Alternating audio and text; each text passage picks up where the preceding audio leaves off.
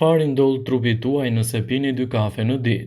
Ka disa kur në mëngjes e nisin aq vrrullshëm sa pinë me njëherë kafen dhe nuk mjaftojnë me të dhe konsumojnë të dytën.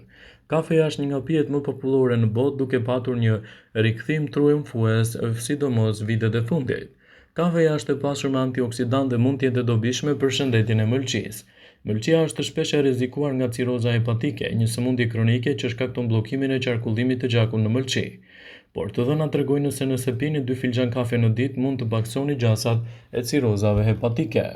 Ndërkohë shkencëtarët të tjerë amerikanë janë të mendimit se pirja e 2 filxhan kafe në ditë ulin riskun e prekjes së mëlçisë nga hepatiti C. Sipas tyre, kafeja përmban 100 përbërës aktiv përfshirë antioksidantë, polifenole dhe kafeinë. Këto të fundit të publikuar në revistë ndërkombëtare të sëmundjeve nxorën në pas se sasia e kafes lidhet drejt për së drejti me uljen e gjasave për shfaqje të problemeve të sëmundjeve të mëlçisë. 1 deri në 2 kafe të paëmbëlsuara janë një zgjidhje shumë e mirë për dietën tuaj.